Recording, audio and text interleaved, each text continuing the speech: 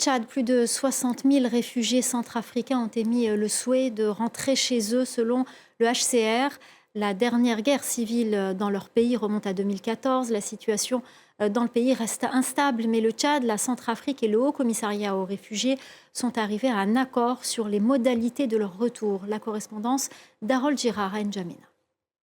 Un retour collectif volontaire sans souci majeur. C'est en tout cas l'analyse du Haut Commissariat aux réfugiés qui ne voit pas de soucis logistiques d'ampleur dans le rapatriement de plus de 60 000 réfugiés centrafricains des provinces du sud tchadien vers leur pays. Ici au Tchad, il y a plus de 135 000 réfugiés centrafricains qui ont fui les guerres, les crises dans leur pays, dont celle de 2014, la dernière, considérée aujourd'hui comme l'une des plus meurtrières de l'histoire du pays.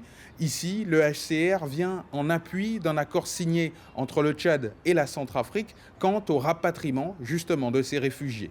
Normalement, quand ils arrivent là-bas, il y a les mesures d'accompagnement que le HCR toujours fait à ces réfugiés. Parce que ceux qui sont venus ici, pendant très longtemps, il y en a qui sont dans l'agriculture, il y en a qui sont dans d'autres choses qu'ils font, dans même le travail, les enseignants au niveau du Tchad et tout ça. Donc, la question, c'est de s'assurer qu'une fois qu'ils retournent au pays, ils trouvent que tout ce qu'ils continuent à faire ici, ils puissent le continuer là-bas.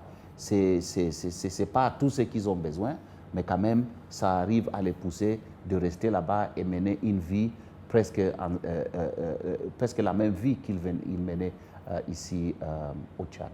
Malgré plusieurs périodes d'affrontement l'année dernière, les autorités centrafricaines, elles, veulent rassurer leurs ressortissants vivant au Tchad quant à leur rapatriement, en insistant sur la signature de plusieurs accords de paix en 2025 entre le gouvernement centrafricain et plusieurs groupes rebelles.